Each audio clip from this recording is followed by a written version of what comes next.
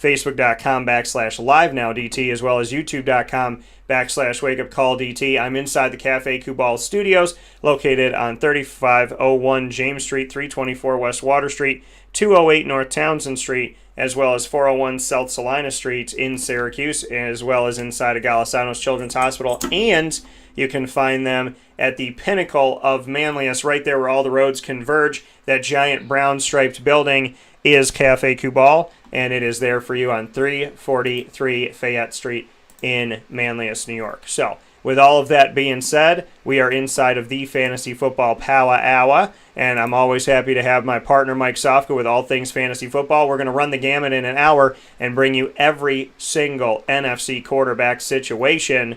And with that being said, let me bring in this gentleman into the Fantasy Football Power Hour, proudly powered by the Wildcat Sports Pub. Mr. Sofka, how are we doing, sir?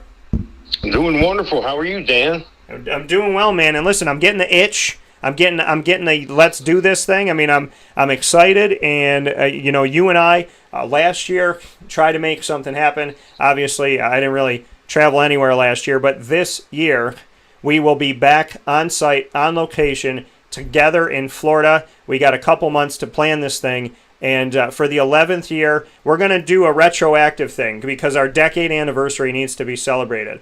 So we will be celebrating our 10-year anniversary and our 11th year down in Florida with our league that I started 11 years ago. So I'm very excited to say that I will physically be down in Florida to draft with you in just a couple months, and I'm very, very much looking forward to that.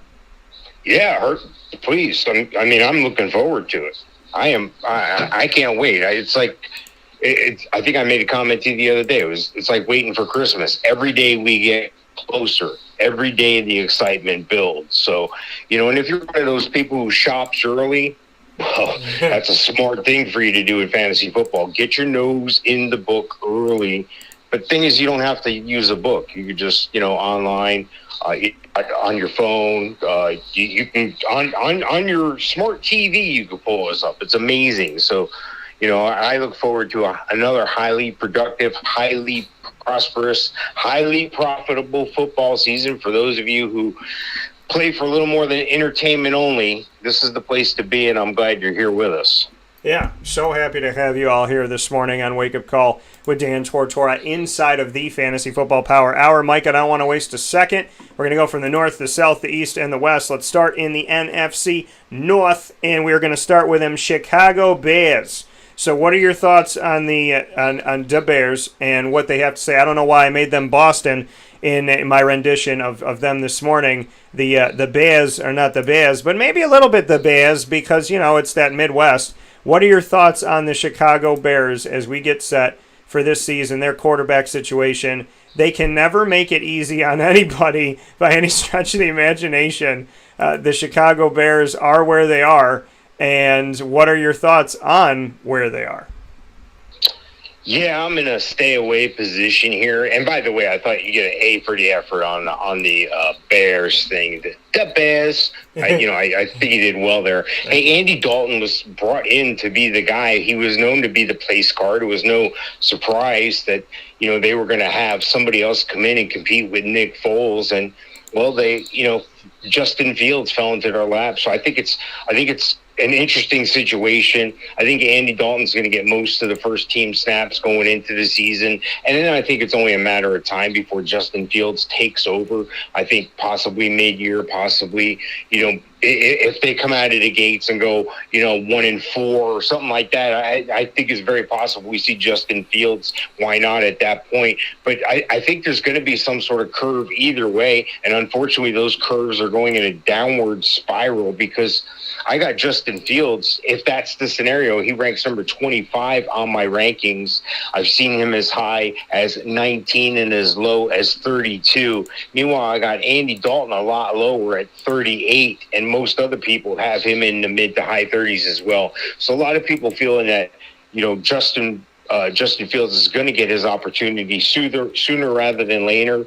We're early in the process right now. I still think Andy Dalton's going to be the starter, but I definitely want to stay away from this situation. There are some weapons there in Chicago. Allen Robinson, Darnell Mooney, I think is a quality guy too. I don't see it happening where either one of those guys are going to be highly successful and help you win your championship. So I'm staying away. Yeah, I mean, Chicago it's a tumultuous place when it comes to quarterbacks. You don't want to be held up in this. Listen, Justin Fields, I would rather tell you to, wait a few weeks into the season and, I don't know, maybe 8 or 9 weeks into the season and, okay, Justin Fields is playing. Okay, he's playing well. Oh, this is great. Go pick him up in week number 8 or week number 9. This is not a guy to draft. This is not a situation to draft. Even in my leagues where you get the team quarterback, so you would get Andy Dalton, Justin Fields, and Nick Foles, it's still not worth drafting this right now because it's not clear who's going to do what and when. And that is the easiest way for me to put it. Stay away because who's doing what and when is not answered. It hasn't been answered in years by Chicago, and it's not being answered right now. So you know what to do. Stay away. Detroit Lions, Mike, next thing up here, it's not Matt Stafford anymore. It's Jared Goff. And not only did Detroit get a ton of picks, but they got Jared Goff in this. They look like they made out in this. Matt Stafford's a talented quarterback, but the Detroit Lions got a former number 1 pick and a bunch of capital in upcoming drafts. What are your thoughts on Jared Goff in Detroit? Behind him, Tim Boyle, who used to be with Green Bay, and David Blough is there as well. Yeah, I'm beginning to think why Jared Goff is no longer in L.A. is because he's not as good as we thought he was. Him and Carson Wentz thought to be, 1-2, 2-1 in their draft class. I got news for you. You could remember back as far as, Manning and Ryan Leaf. There was a decision that had to be made. One went north, one went way south, way quick. I think Jared Goff is on his way south. I definitely think that, Detroit did well with what they got in return, but I think Stafford's the better quarterback. Now, Stafford's 33, Jared Goff's 6 years younger than that, so they did go with some youth there. But, Kenny Galladay is no longer there. I like DeAndre Swift there, though. So there's some pluses and minuses. And if there was a place or an opportunity for Jared Goff to prove people wrong and for him to rebuild and start over, this would be a great opportunity because they're willing to build the team somewhat around him. They're a little lackluster in the receiver department, if you ask me. Bashard Perryman, I like the guy. I want to like the UCF product, but he can never get it going. He's always injured. Tyrell Williams, half the people don't know who he is. There's a reason for that. Same thing with Khalif Raymond. I like Quintez Cephas, the up-and-coming, the second-year receiver, and I like who they drafted in Amon St. Brown. If you're in a league that gives you return yards, you want to take Amon St. Brown, Amon-Ra St. Brown. You want to take him near the end of the draft and get those return. He's already penciled in to be the punt returner and returner, and I think he's going to find his way onto the field in the slot position as well. So there's some value around Jared Goff. It's just a matter of what he's going to do with it. Right now, I'm not that high on him. I got him ranked number 26 in redraft, Jared Goff. So again, another situation I'm probably going to stay away from. Yeah, I don't see this as something that I really want to jump into. I feel better about it than the Lions position, but that's not saying a ton. Or, pardon me, better about it than the Bears position. But Lions, Tigers, and Bears, everything's kind of in my head this morning. But I will tell you that, I feel better about Jared Goff than I feel about anything in Chicago currently. But that still doesn't make me draft Jared Goff. So we're talking about drafting. We're talking about using a spot. Folks, you have, your draft. How many rounds is your draft? You may have 16 picks. You may have 18 picks. You may have 14 picks. You may have 20 picks. This is not somebody to utilize a pick on. I think that there's better quarterbacks out there. I think there's better quarterbacks if you take a third quarterback in a league that, allows you to do that. And, maybe it doesn't have 15 teams or 16 teams where there's going to be some more players out there to get. I just don't see a lot of value in you picking Detroit's quarterback right out of the gate. It's how I feel. It's pretty simple. Tyrell Williams is there now from the Chargers, and he's got it. Rashad Perriman is a journeyman. Tyrell Williams is a newcomer. Ahmad-Ra St. Brown, this is a guy that they drafted. Geronimo Allison coming over from Green Bay. This is literally a team that is trying. Sage Surratt is here. This is a team that is trying to make one of their wide receivers a household name. I think there's a lot of value to DeAndre Swift, in this situation of not having a dominant wide receiver and all of this newness on the team. So I think DeAndre Swift's stock goes up with Jared Goff and the wide receivers coming in, but I just don't see the value in Jared Goff right now. Mike, would you agree with that? I know you mentioned Swift, but is Swift in like the best fantasy place right now because of all the question marks? Yeah, I like DeAndre Swift a lot. I think he's going to have a tremendous year. But again, some of that's going to depend on Goff. If the opponents know they could just stack 7-8 in the box, there's going to be problems for DeAndre Swift. But I don't think that's going to be the case. I think there's going to be a balance there, and I think DeAndre Swift is a top running back to make sure you have on your team, maybe as an RB2. Yeah, and then we go over to Green Bay. Aaron Rodgers is still there. Jordan Love was drafted last year. They traded up to get him. Got to make Aaron Rodgers feel great about that. Then they brought in Blake Bortles, former Jaguars hopeful franchise quarterback that didn't ultimately pan out, but he did a lot of work in second all-time in many of the numbers, just so people know that. And if he would have stayed and had the talent of Mark Brunell, he probably would have passed Mark Brunell and could have gotten even closer to him if he had the talent that Mark Brunell had. So I just think it's funny that everybody loves Mark Brunell and craps on Blake Bortles, but if you actually look at the numbers, it's really not that far off. So Blake Bortles, Kurt Benkert, both brought into Green Bay, not making Aaron Rodgers feel any better. They're trying to figure out this marriage, and they draft Jordan Love last year, and then they bring in two guys as emergency backups. What are your thoughts in Green Bay? And if he's still on the team come the start of the season or close to the start of the season, do you have concerns or do you draft him? What do you do?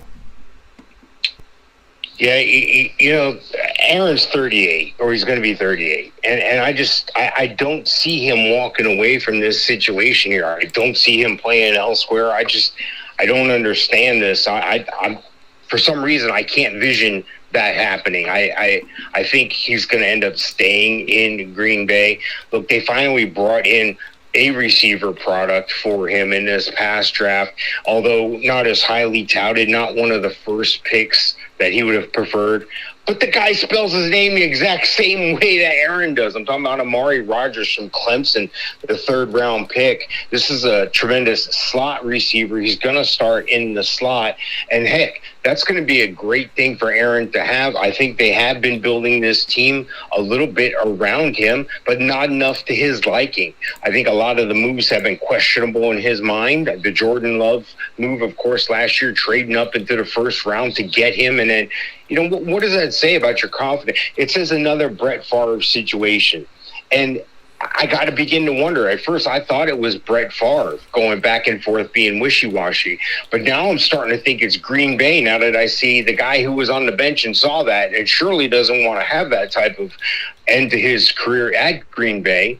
Now he's repeating the cycle. And it begs the question, is that really what Aaron wants? I don't know. I'm sure he's saying or not saying the right things for political reasons and for contract reasons and so forth, but they just re-upped his contract. So I don't understand what he's doing. I don't understand the play other than it's power and maybe another money grab. Maybe he thinks he wants to go host Jeopardy, or maybe he thinks he's going to use the Jeopardy threat as an incentive to get more money out of Green Bay and renegotiate. But I like some of the things around him. I like the running back. I like Aaron Jones. I thought they did well bringing in A.J. Dillon. Valdez-Scantling, St. Brown, yeah, whatever. Alan Lazard, I've been impressed with him ever since I met the guy.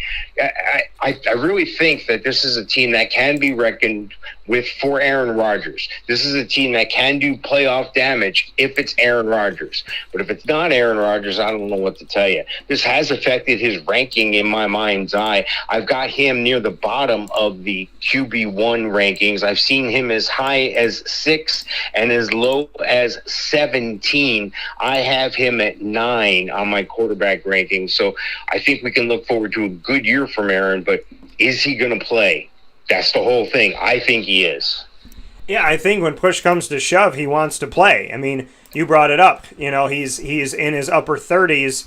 He can't just sit. I mean, he could, but if you're an ultimate competitor, you won't. And if he knows what it's like to have to sit and wait, so why put that upon himself? I don't see him. I mean, listen, if he's going to sit and baby this thing, then I'm going to take some issue with that.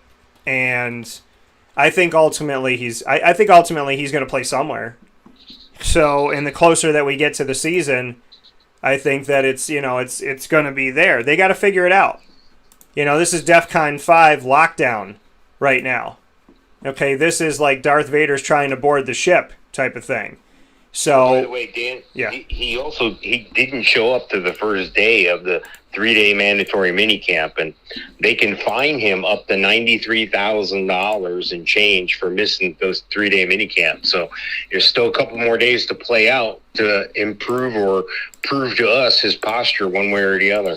Yeah, and Mike, thanks for bringing that up. He has made these decisions to not be around. And, like you said, is this a contract negotiation thing? Because it doesn't feel like it is, because, if he's been taken care of in that respect, ultimately, if he's not happy and he's not going to get happy, how can the team be happy? But see, I'm going to talk about this on tomorrow's show about contracts and with the Sports Hit List guys with Carl Coulange, as well as Travis McKay and Ray Lachard at 10:15 a.m. Eastern Time. I'm just not a fan of somebody holding a franchise hostage, and I understand like guys got to be taken care of, and I understand that players got to be looked after. I get that. Okay, I know that you got to do right by the players, and I know like the owners don't always do right by the players, and I get the arguments on all of that. Where my frustration comes in is this type of situation. If you're Green Bay, I mean, he knows he's got it all in his hands. He knows that. I mean, who else's hands could it possibly be in Green Bay than Aaron Rodgers? So he knows that. And I don't know. I mean, is he going to be hurting himself more, in the long run? Because if they don't know if they could count on him, then, are they going to really build around? I mean, look at what they're doing. They brought in 2 quarterbacks behind Jordan Love. I mean, it's just like it's like this it's like they're trying to prepare themselves for everything. So, if things were okay in Green Bay, then things would be okay in Green Bay. And things are not okay in Green Bay from how I see it and from who I know. So, I'm going to, where I would normally say, yay, Aaron Rodgers, now I'm going, I think I'm good. So, I'm this is a talented quarterback, but a tumultuous situation. And that puts us in an interesting place, because normally we would tell you to draft Aaron Rodgers, but as he gets older and as, he doesn't look all too happy about being in Green Bay, it makes it very hard for Mike and I to say, yeah, do this, because it could be a wasted draft pick. Kirk Cousins is still in Minnesota. They drafted Kellen Mond. Thoughts about Minnesota, Mr. Sofka?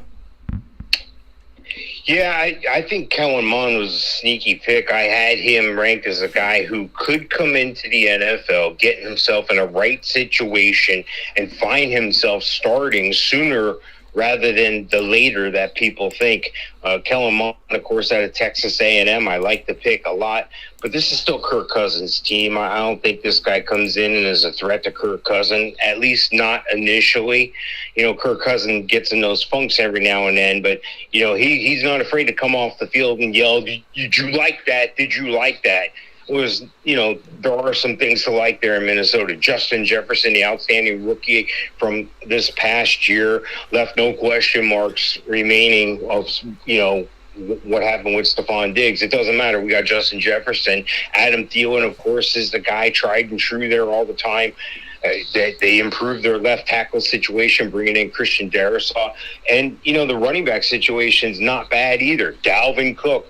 I think he could be the top running back in fantasy football, if not for all his injuries. And, again, hopefully he stays injury-free. You do want to handcuff him late in the draft with Alexander Madison, but Kirk Cousins is going to be an up-and-down quarterback. Kirk Cousins is that new Mendoza line in quarterback for me. In other words, he's number 16. He's right there in the middle. He's probably not going to kill you, but he's probably not going to win your championship either. I've seen him ranked as high as 12 and as low as 24. So 16 is where I have Kirk Cousins. I think that's the right place for him. I'm not afraid to have him as my QB2. Yeah, Kirk Cousins is he's not a bad quarterback by any stretch of the imagination. I think he gets a knock, because everybody's paying attention to the Pat Mahomes of the world and the Lamar Jacksons and whatnot. But Kirk Cousins is not bad by the numbers. And when we look at what he's done recently here, we look at his numbers that he just came away with. He had 35 touchdowns to 13 interceptions this past season. It's his second time that he's had at least 30 touchdowns in a season in his entire career, and that's happened in 2 out of the last 3 seasons, and the only season he didn't in the middle, 2019 to 2020, he had 26. So we're talking about a guy who has had a lot of, ever since he's been in Minnesota, 30 touchdowns to 10 interceptions, 26 to 6, and 35 to 13. He's not a bad backup quarterback. I think he should be. If he's available, then pick him up. This is not a guy to overlook, and I think people will, because he doesn't have the name that everybody's like, ooh, ah, you know what I mean? So you don't need an ooh, ah quarterback. You need a quarterback who's going to win you games. You need a quarterback who's going to fill in for that 1 week where your Patty Mahomes is off. So Kirk Cousins, not a bad backup. And Mike and I think that you should take a chance on him. NFC North is where we were at. The NFC South will start in Carolina. That's where we've gone in our minds for this piece of the show. Sam Darnold is there. So is my guy P.J. Walker from Temple. Guess who knows him well? Matt Rule. Why? Because Matt Rule was a coach at Temple. How do I know that? Because I covered him and P.J. Walker when they were there. Will Grier is also there, the former Florida gentleman who went over to West Virginia, and now they are all on the same team. Will Grier could be the quarterback of the future, which we thought when Cam Newton was there. P.J. Walker, a serviceable backup, but now Sam Darnold's there. Teddy Bridgewater signed a 3-year contract with 2 years guaranteed and is already gone in less than a calendar year. It's Sam Darnold's team who came over there still in his rookie contract. How Carolina has changed and changed again after Cam Newton. What are your thoughts on Carolina, Mike? Yeah, I like Carolina. I think they're a good team all the way around. I like DJ Moore a lot. I like Robbie Anderson a lot. I like the new guy they drafted and brought in Terrace Mitchell. I like Christian McCaffrey. What's not to like there? Mike Davis gone now, took his opportunity, showed what he could do under the bright lights, and he capitalized on that going to Atlanta. I'm looking at Sam Darnold, though, and I'm wondering, if you take a Ferrari engine out of a Ferrari and put a Chevrolet in, it's no longer a Ferrari. It's a Ferrari body with a Chevrolet engine. Well, it's the same thing here at quarterback. I'm not sure that there's repairable damage. In other words, I think it's irreparable where Sam Darnold is in his career, unfortunately. I've seen him as ranked as high as 16. I've seen him as low as 29. This is a guy who's hanging on, but he's got the talent around him to do it. He's got the number 1 running back in fantasy football. He's got a top 10 receiver and a top 8 receiver right there in DJ Moore and Robbie Anderson, respectively. Yeah, maybe the tight ends could use some work, but he didn't have a tight end with the Jets either. I'm just wondering, is this really the move that sparks an improvement for Sam Darnold? I speak of those tight ends. One of them is Dan Arnold. Are we going to see a Darnold to Arnold? I don't think we're going to hear that a lot. I've got him ranked somewhere in the RB3 to stay away from category right now, number 24 on my ranking.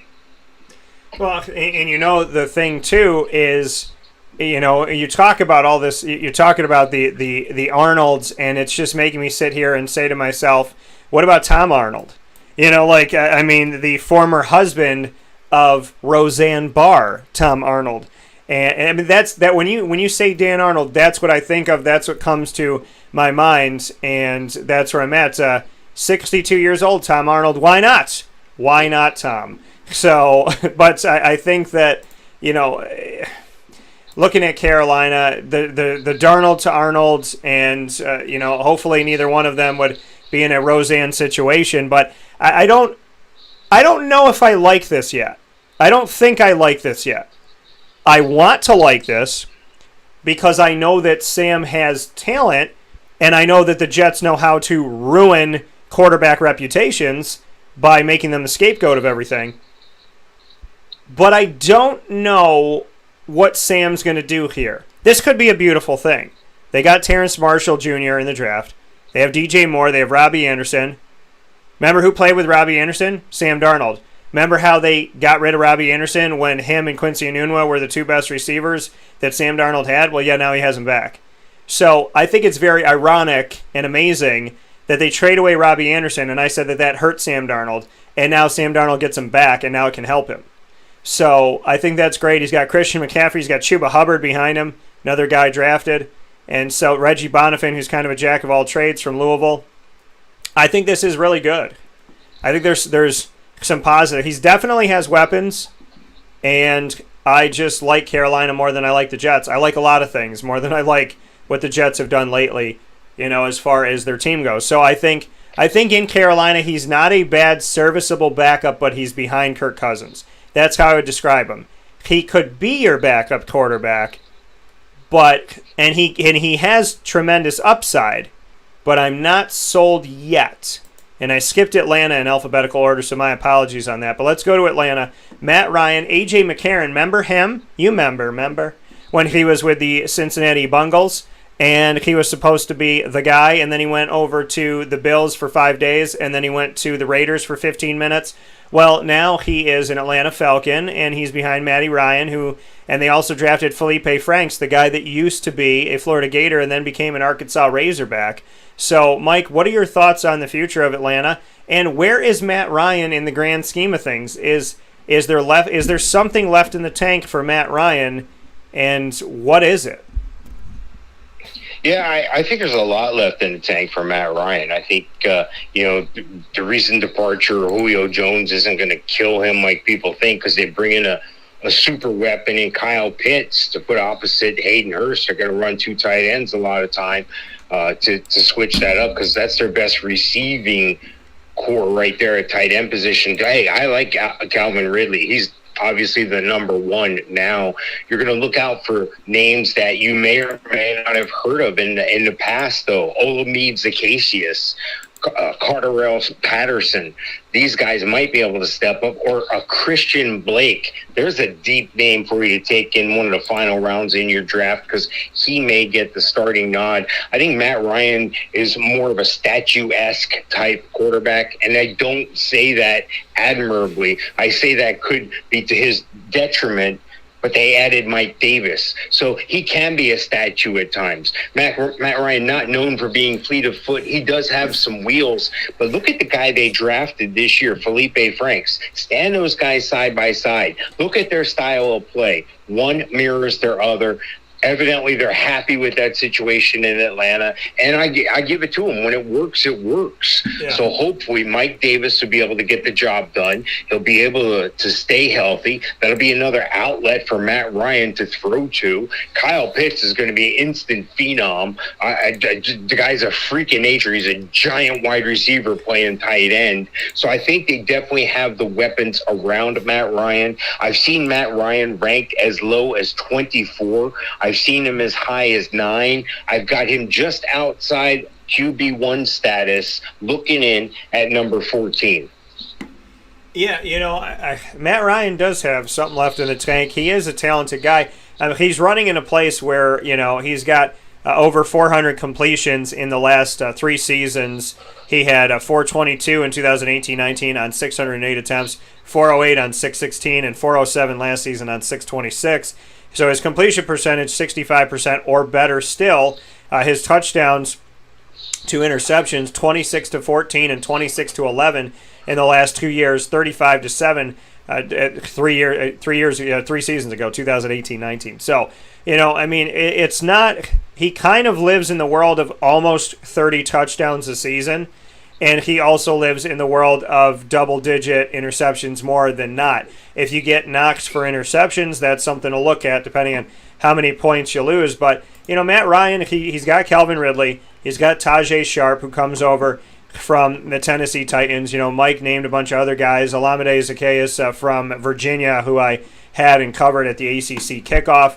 Mike Davis is there now. Cordero Patterson's been all over the NFL, Minnesota to the Patriots, trying to figure out, was he a receiver? Now he's a running back. They put him at running back. And Quadri Allison coming from Pitt, he's still hung around in Atlanta. He's really got to shape up or ship out. He's going to have to try and become a number 2 to Mike Davis, or he may not be there. But, Kyle Pitts and Calvin Ridley put together should make it fun for Matt Ryan. And as he's in the potential twilight of his career, or close to it, this is a great way to continue on. Mike, we did get a question. I want to hit it really quick.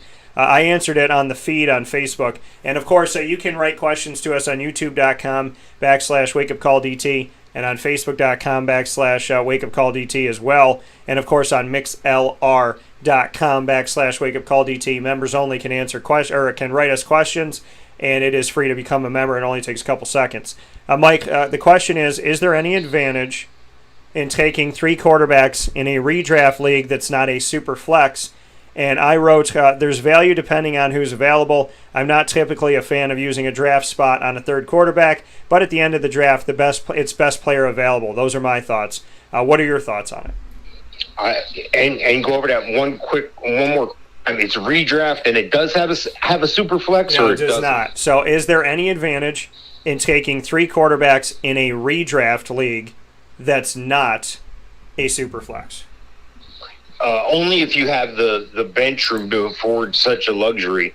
33% of the quarterbacks are going to go down. So if you figure in a consideration that you're in a 12-team league, theoretically 12 of the top quarterbacks are going to be on teams.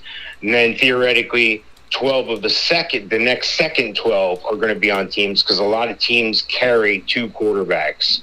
3 quarterbacks, I'd have to have a deep bench or a tremendous value, and it would have to be a play whereas I know I'm going to get a trade later. A lot of people go, I'm just going to take the best available athlete and I can trade. Some leagues don't trade very much, if at all, and then when there is a trade, some people, like to jump up and down and scream and yell, and then there's controversy. So if you got the large enough bench to afford a luxury like that, by all means, because there's a good chance one of your quarterbacks is going to go down or miss a game or 2. So it's a smart thing to have backup at the quarterback position, but I wouldn't overemphasize it in a redraft without superflex to 3, unless, for instance, maybe my 3rd quarterback is really an QB2, a high-level QB2.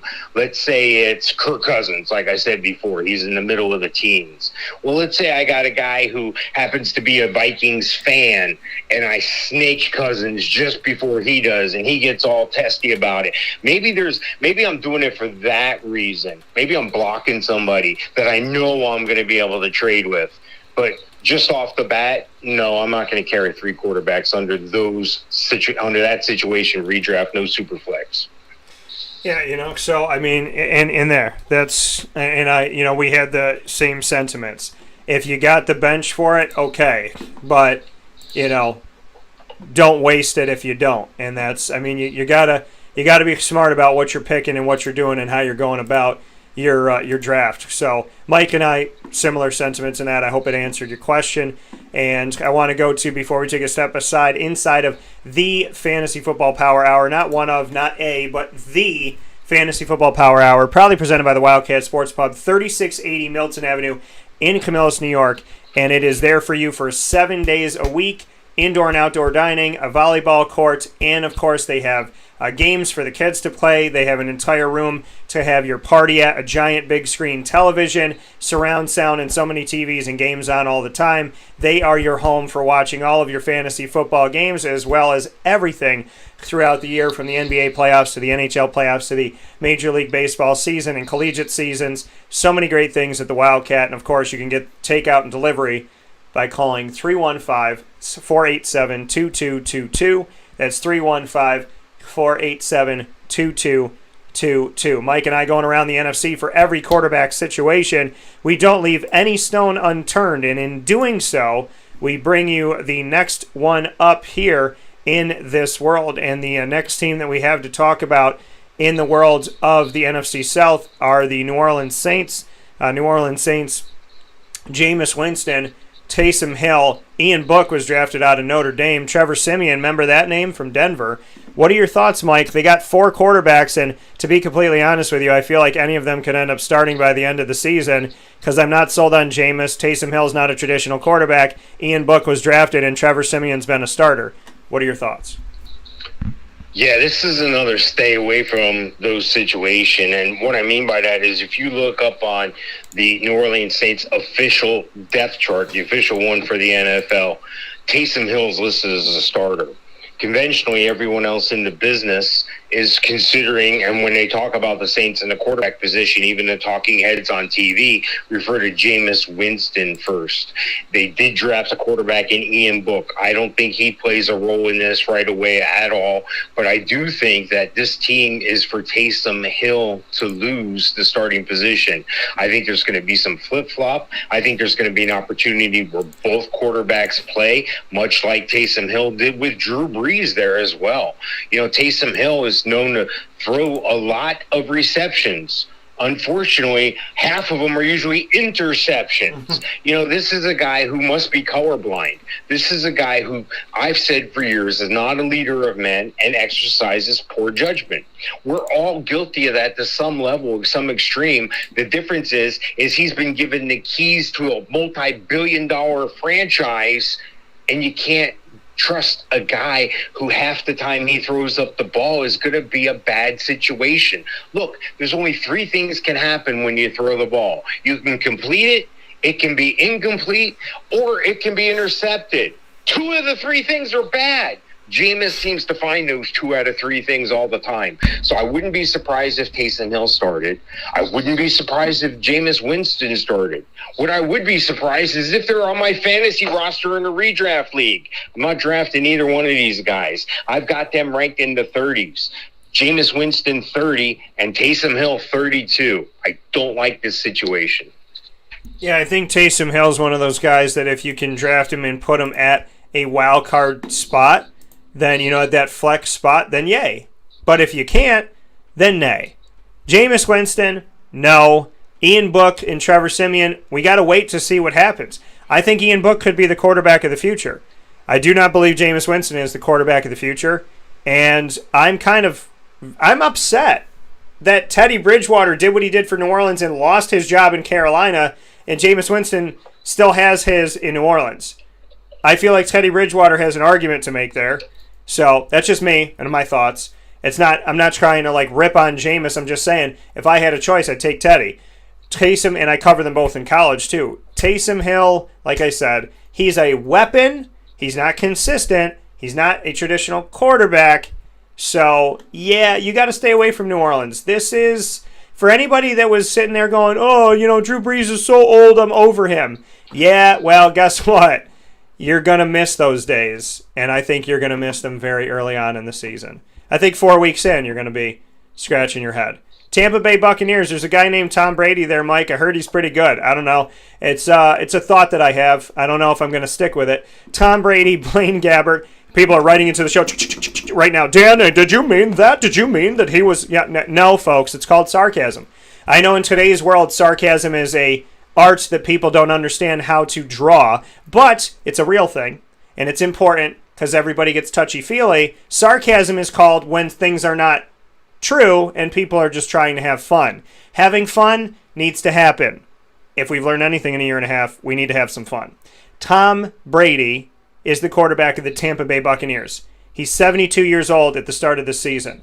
He wants to win 19 more Super Bowls, and I think he'll win 18 of them. Blaine Gabbert is behind him. Remember him?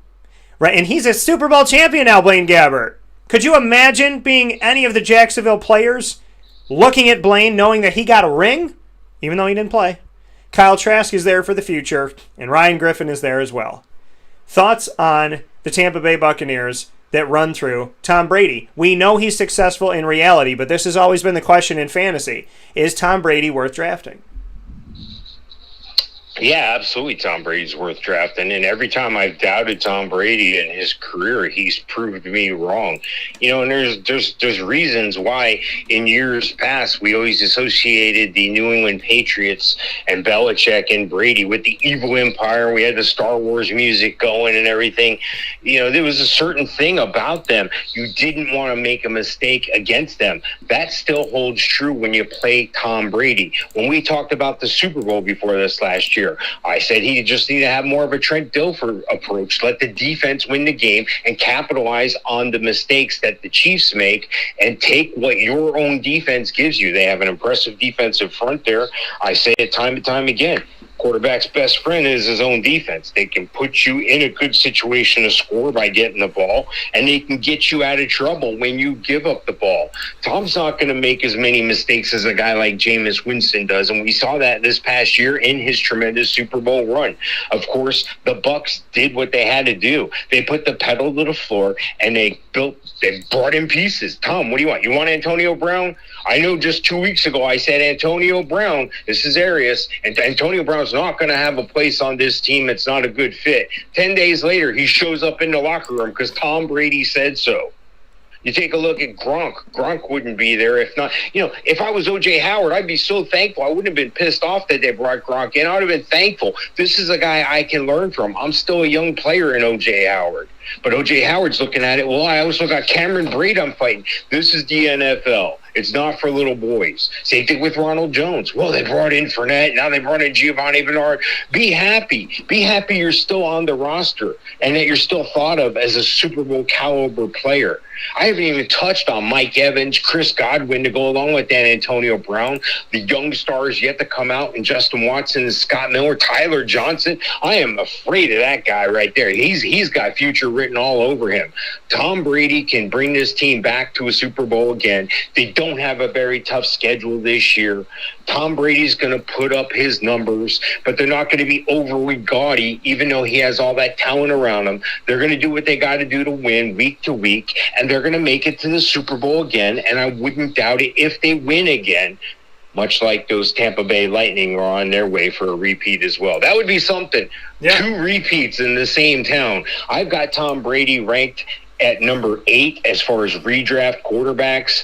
I've seen him as low as 17, and I've seen him as high as 4.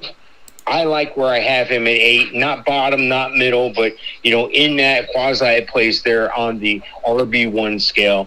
I wouldn't feel bad if Tom Brady's my quarterback, but I think some teams are going to overreach for him, and that's okay. You'll find value elsewhere on your roster when you use my drafting system. So I look forward to a highly productive year at 180-year-old Tom Brady. And again, I wouldn't mind having him as my QB1 if the situation was right.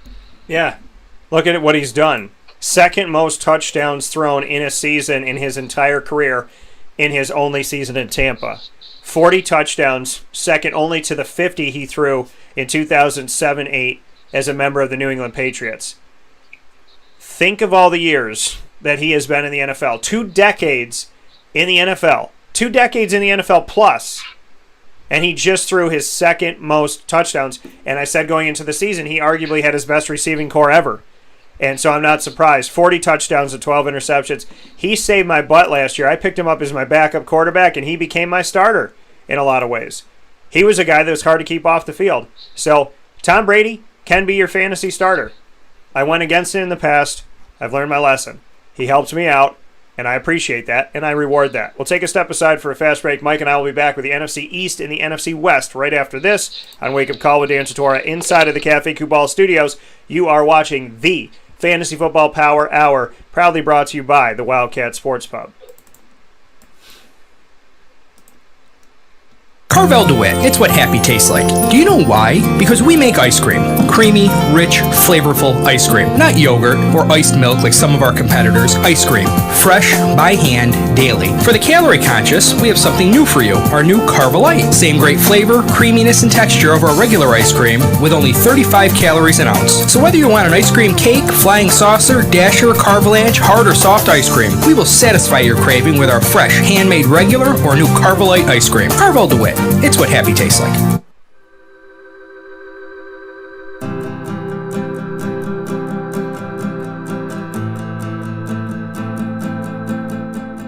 Cafe Kubal offers same-day local delivery of our products, offering no delivery charge for Onondaga County. Shop cafecubal.com for fresh roasted coffee beans, cold brew, travel mugs, and all your essential Cafe Kubal needs. Cafe Kubal, coffee for the soul.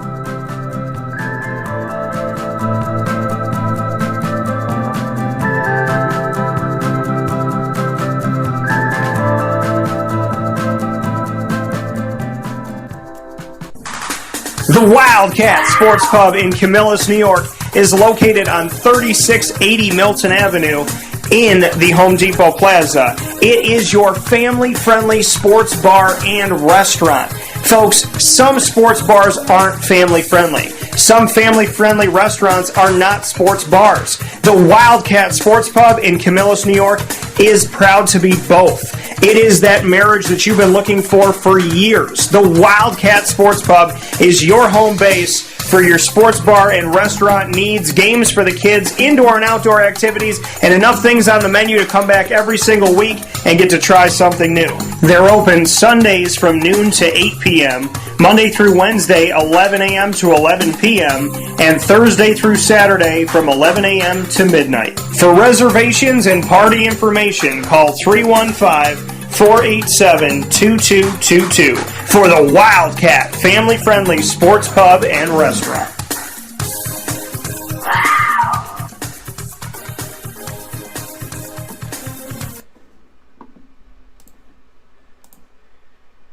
What is up, my good people of the internet? We're back here on Wake Up Call with Dan Tortora and inside of the Cafe Kubal studios, hanging out where sports meets that thing called life. We are in the Fantasy Football Power Hour, proudly brought to you by the Wildcat Sports Pub, 3680 Milton Avenue in Camillus, New York. 7 days a week, open for indoor and outdoor dining, and open for you for takeout and delivery by calling 315-487-2222.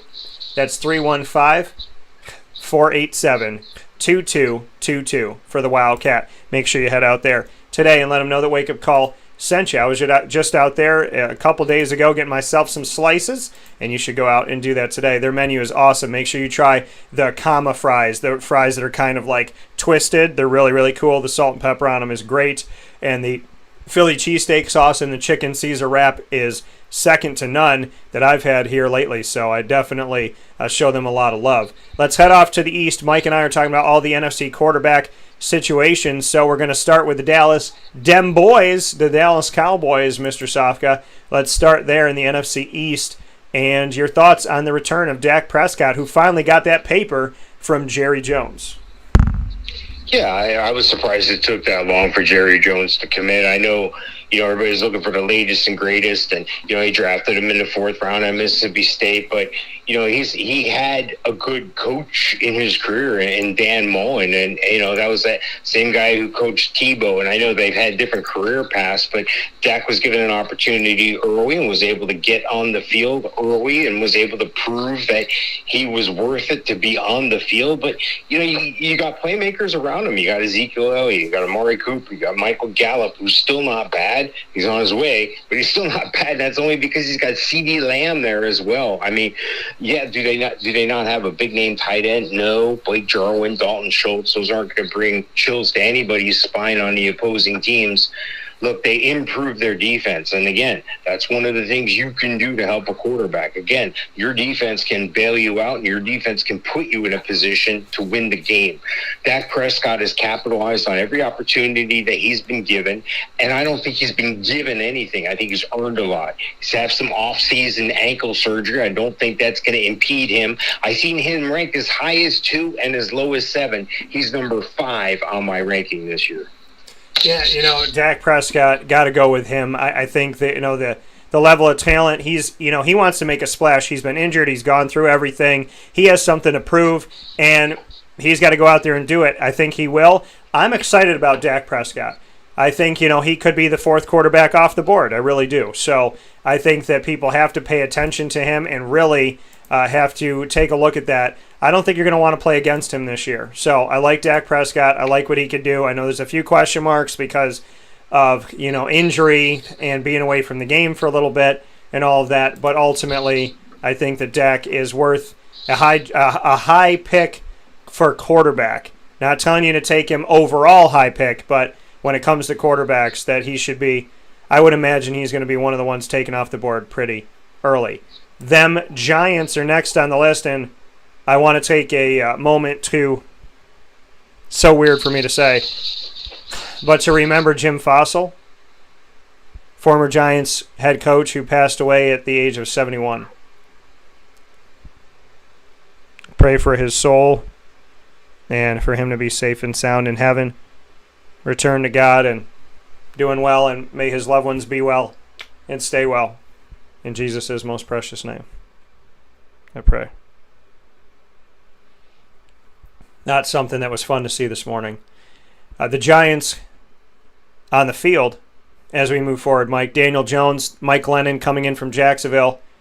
Thoughts on Daniel Jones and his young career? Raquel Armstead also coming in from Jacksonville. What are your thoughts on Daniel Jones, who's hoping to have Saquon Barkley back? Yeah, you can take a look at the Giants, how they value and what their thoughts are of Daniel Jones by the fact they brought in Mike Lennon. Mike Lennon's in no position to threaten Daniel Jones' job. Clayton Thorson neither. I think that they have an outstanding team they're building around him. This is a team that's on the up. This is a team that a lot of people are overlooking. If you look at the weapons, they just brought in through the draft Kadarius Toney, who's a freak of nature. 33% of the time, this cat gets when he was at Florida, they love to get him the ball in space. 33% of the time, he made at least one person miss a tackle. That's huge in the NFL. You got to get the yards after the catch. Dante Pettis is almost an afterthought. Sterling Shepard, almost an afterthought, because they brought in Darius Slayton a couple years ago. They just brought in Kenny Golladay, and they got super fast John Ross. Saquon Barkley is going to be all the way back. I think the offense is built around Daniel Jones. It's his to screw up. I didn't even mention Evan Ingram and Kyle Rudolph. I like Daniel Jones, but I'm not overly invested. In other words, I'm happy with him as my QB2 possibly. I've seen him ranked as high as 13 and as low as 27. I've got him ranked as my 21st QB. Again, I like Daniel Jones. I wouldn't mind having him on my team, but as a QB2.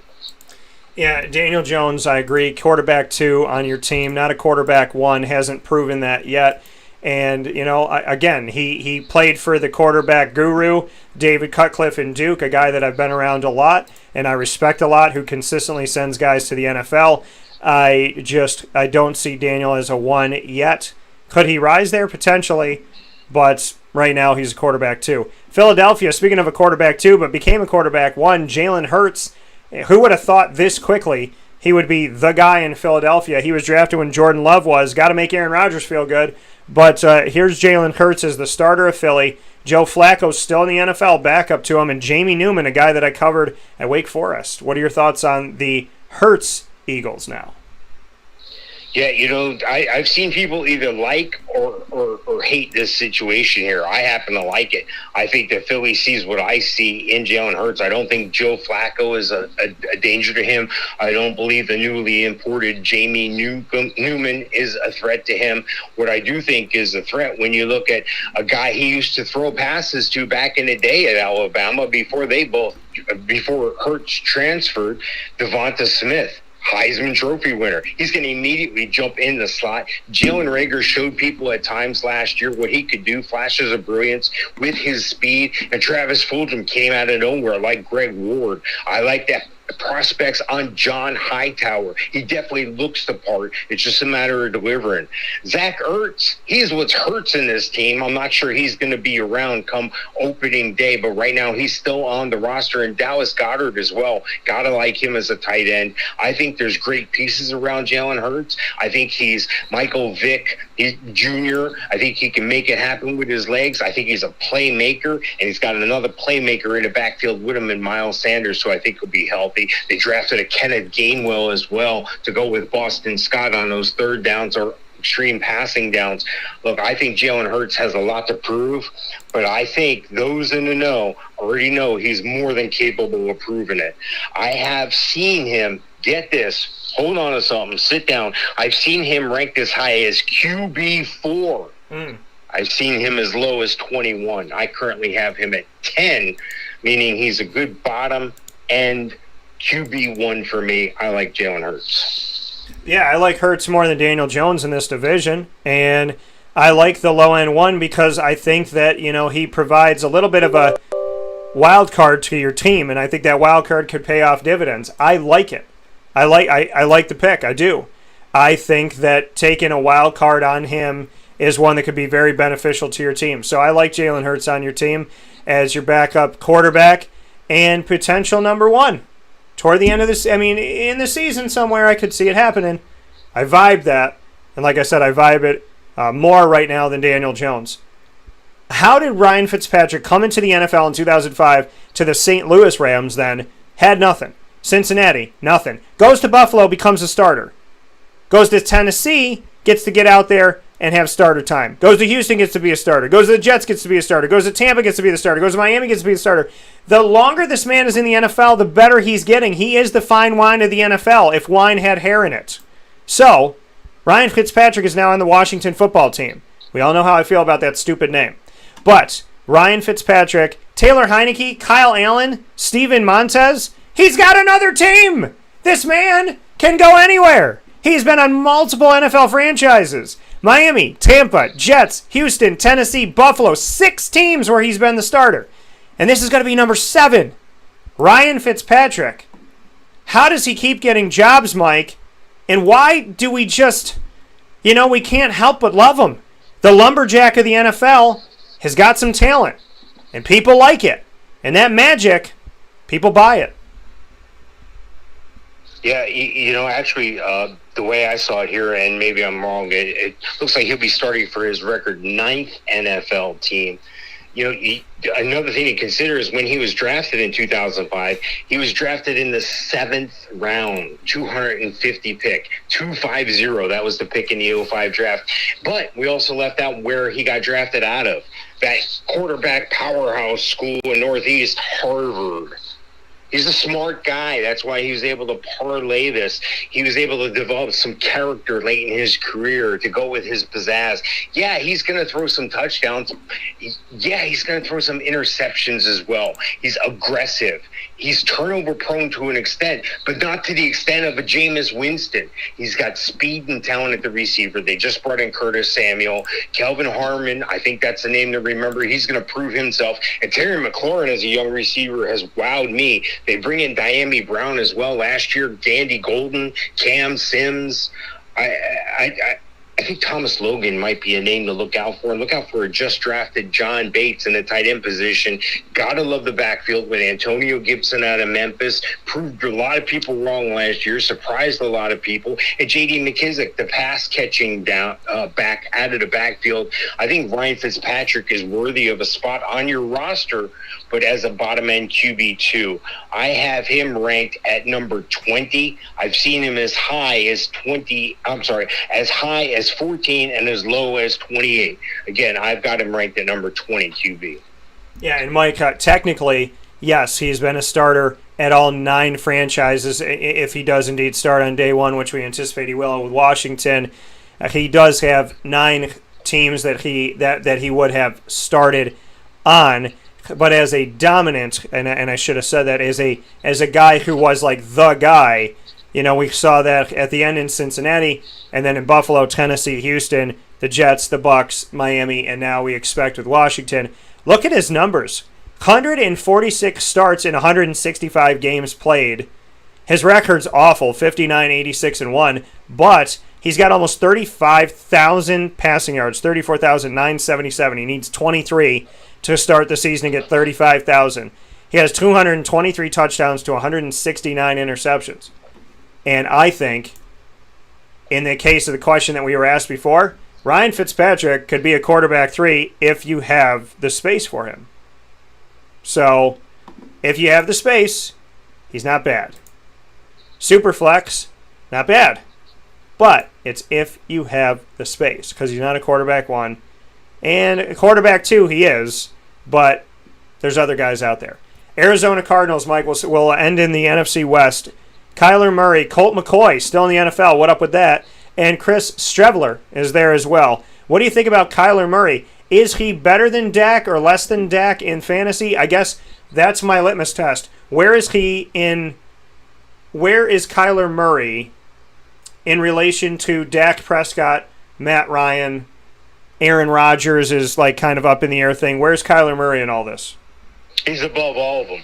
The only people that stand taller than him on my ranking, because I got him ranked at number 3, the only two that stand taller is Patrick Mahomes, obviously number 1, and Josh Allen at number 2. And we talked about those guys in the recent past here. Yeah. Look, I think Kyler Murray steers this ship. He's the only one. Colt McCoy, nobody's going to take this job from him outside of an injury. He's got an outstanding back who I think could play every down, and Chase Edmonds still has a lot to prove. But then again, they bring in a James Conner to lighten that load a little bit, and I like that move. I don't think it's a threat to Chase Edmonds. I think it's going to help both those players. A little deficient in the tight end position, although Max Williams does have giant hands, but I like the wide receivers. A.J. Green, DeAndre Hopkins. Andy Isabella still kind of outdoor for me. He and / Christian Kirk are like that third receiver on their team. They're going to start out with Andy Isabella in the slot, but it's only going to be a matter of time. We're going to see Rondell Moore in the slot. This guy's a beast. This guy's an animal. This guy will be in the starting lineup by the end of the year, Rondell Moore. And I think Kyler Murray's going to use that to his advantage. He has a scrambling capability. He thinks when he's on his feet, and he makes plays when he's rushed outside the pocket. I've got him ranked at number 3. I've seen him ranked as number 1 and as low as number 5. I got him right in the middle of that there, so I feel good at where I'm at number 3 with Kyle Murray. Yeah, Kyler Murray is a danger, and we thought he was good last year. I mean, Kyler Murray, he has the ability to be a threat. And again, sometimes it comes down to when you don't know who to draft at the spot you're at, you ask yourself the question, do I want to play against him? Do I want to go up against him in fantasy? And I don't know many people that want to go up against Kyler Murray. 20 touchdowns to 12 interceptions as a rookie, 26-12 this past season. He started in every game he's played in, 32 games, 32 starts in the regular season. He has a 64% completion percentage that raised to 67.2 last year. Over 3,700 yards as a rookie, over 3,900 yards as a sophomore in the NFL. His numbers are getting better, and he is only 2 years in. I like Kyler Murray, and he got value. So, boy got some game, and I think that you should give him a shot on your team. You know what? Deshaun Watson, without all the issues and everything going on, we could have argued him here. We could have argued him and Kyler Murray up against each other.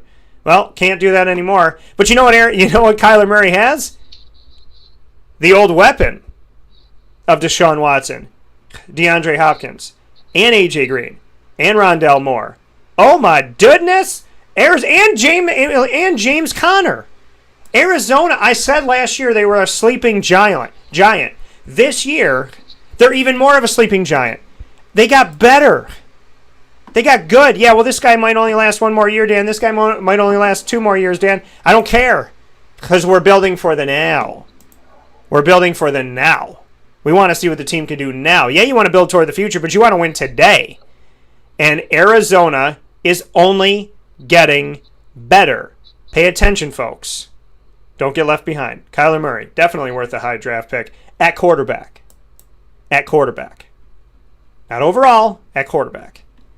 And what I mean by that is don't draft him number 1 overall. That's what I'm saying. Los Angeles Rams, Matt Stafford, John Wolford, who filled in pretty darn well, showing kind of like, oh, okay, Jared Goff, is he really that good? So he's there. Bryce Perkins, my guy from Virginia. Devlin Hodges, he's there too. The backup that was the third stringer in Pittsburgh. What are your thoughts on Matt Stafford with the Rams? He has Robert Woods, Cooper Kupp, Deshaun Jackson at 105 years old, Tutu Atwell out of Louisville coming in here as a rookie, Van Jefferson as a young receiver. All those guys are there. Cam Akers and Darrell Henderson. Tyler Higbee's there. And Everett left, so now it could be Higbee at tight end predominantly. What are your thoughts about Matt Stafford and the weapons he has in L.A.? Does he revive his fantasy value here? I think he does. I think it's a better move for Stafford. I think it's an upgrade for Stafford. I think it's an upgrade for the Rams. I think it helps both parties. The Rams got the talented Cam Akers, the young running back, looks great. Pair him with Darrell Henderson. They jettison Malcolm Brown, but that's okay. They've got receiving options. Cooper Kupp, Van Jefferson out of Florida is going to grow exponentially this year. Robert Woods. These are some underrated receivers. They still have Deshaun Jackson, who's 150 years old. And Simba Webster switched over from defensive back to a wide receiver and returns kicks as well. Tutu Atwell they bring in along with some other young names. I think Stafford is capable of steering this ship, and he's got it with what they got. He can't wait till next year or the year after. You know why? He's 154 years old, and the Rams don't have first-round picks. My grandchild will have grandchildren before we see the Los Angeles Rams have a first-round pick again. They've gambled all those away. They've got some great defensive players. I think this bodes well for Matt Stafford. Now, that being said, I don't think Matt Stafford is going to win your championship for you. I think he can, depending on the build of the rest of your team. But I think he's capable of doing that if you put him in that position, if you draft him way late. But I think he's going to be overdrafted because of the hype. I see him ranked as high as 11. I see him as low as 18. I have him as QB 12, bottom end of the first round of quarterbacks. That's your guy. As long as you don't overdraft him, and I'll get more into specifics of that as we get closer to the redraft season here, I think Matt Stafford is a good quality quarterback. Yeah, he is. I mean, Matt Stafford's got value. I think that this could help him going off to L.A., but he's a low-end one. I mean, I don't have to say too much more about that. He's got weapons. He definitely got life. Leaving Detroit and looking around and looking in L.A. and saying, wow, like look at what I have. Look at the palm trees that I have on this field. You know, he's got some paradise here more than he had in Detroit, but I still think he's a quarterback 2.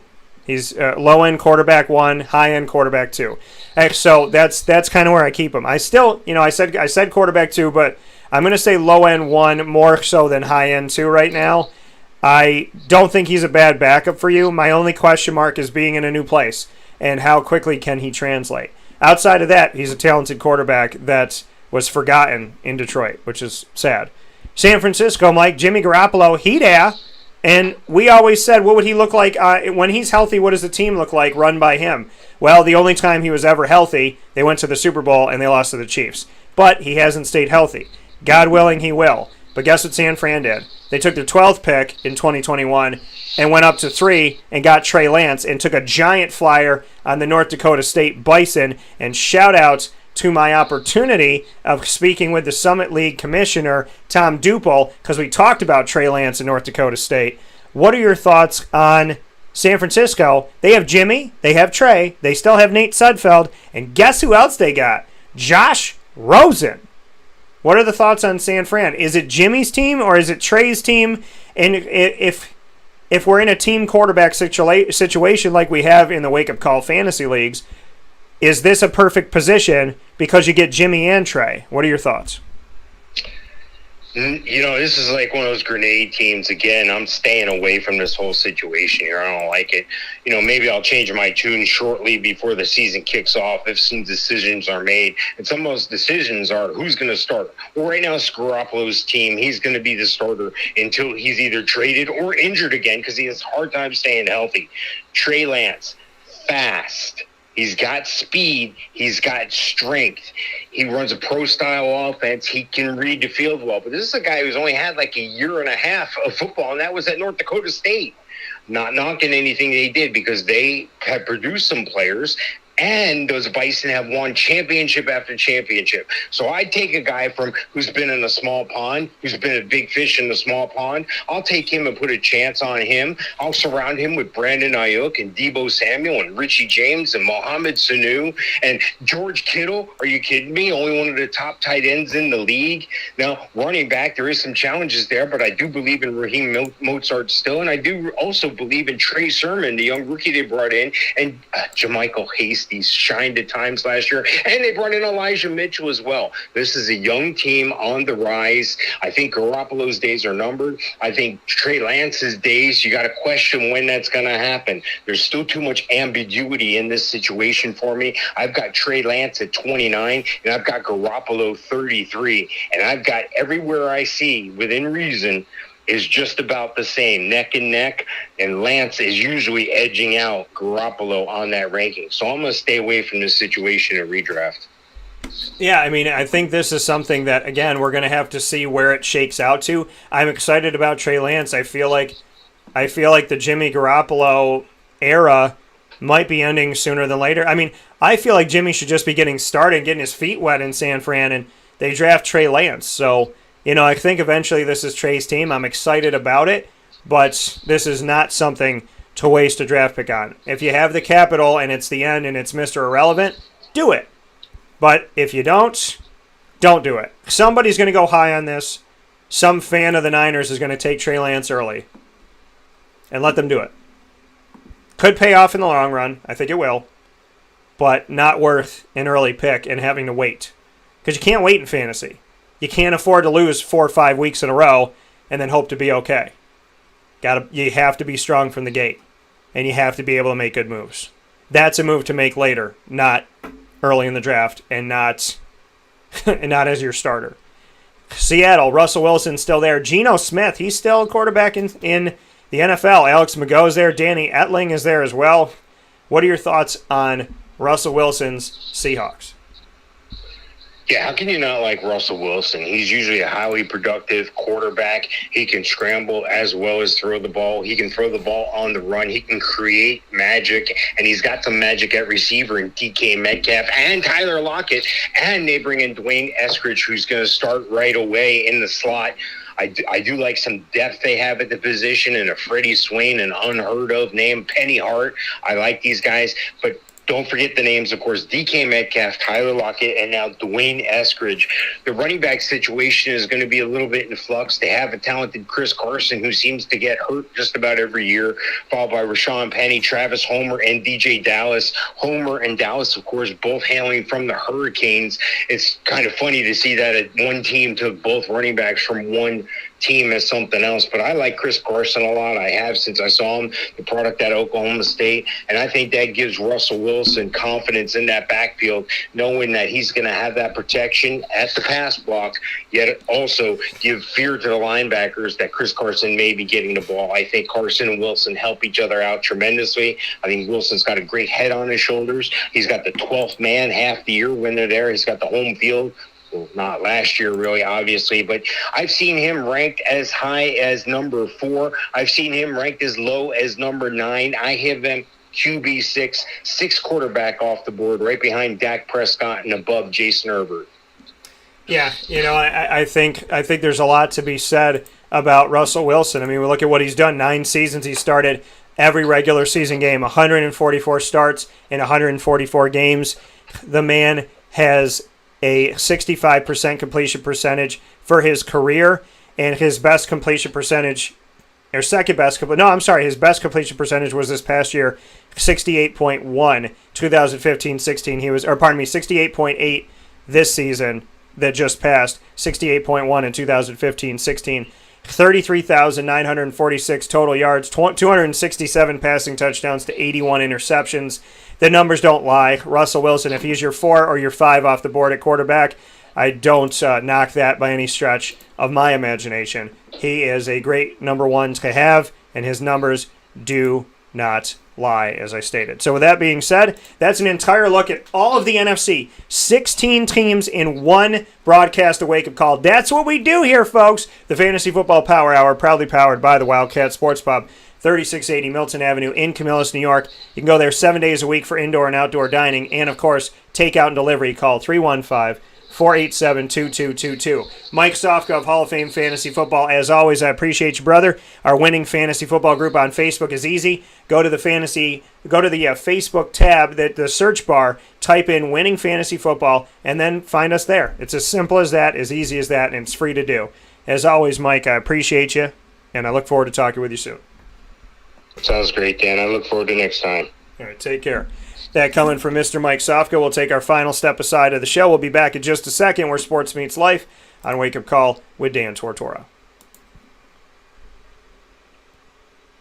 Avicoli's on the corner of Route 57 and Wetzel Road in Liverpool, New York, has been with us for decades, and they are there for the live on-site, on-location, once-a-month feature with Liverpool Warriors Athletics. We will be there tonight, Wednesday, June 9th at 6 p.m., celebrating Liverpool boys lacrosse in the midst of the playoffs, following a victory and before their next game, sandwiched in the middle. We will have a giant community-based show tonight on Wednesday, June 9th. We look forward to seeing you there at 6 p.m. at Avicoli's on the corner of Route 57 and Wetzel Road in Liverpool, New York.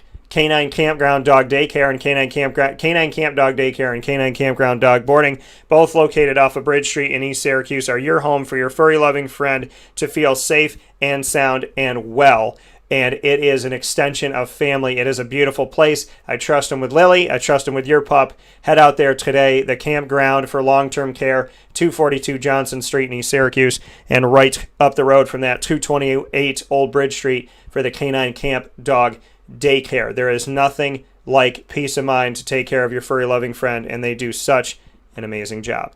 PB&J's Lunchbox, find them on 663 Old Liverpool Road in their new location in Liverpool. They're brick and mortar. You will find their food truck at the Syracuse Food Truck Takeovers in Great Northern, Wednesdays from 4 to 8 p.m. You'll find them all over the community, all over upstate and central New York, and now you have them there for you. So as you follow them around the city and follow them around the towns and follow them around central and upstate New York, you can now go to them and find them at 663 Old Liverpool Road. The only thing better than this amazing food truck is knowing that they now have a cafe for us to go to all throughout the week. Right down the road from Destiny USA, right off the thruway, and of course around the corner from Onondaga Lake Parkway, 663 Old Liverpool Road in Liverpool, New York. PB&J's Lunchbox with the award-winning grilled peanut butter and jelly and so much more. Find them today. And Victory Sports Medicine and Orthopedics in Skinny Atlas on 791 West Genesee Street. We have fantastic videos every single month with Victory Sports Medicine and Orthopedics.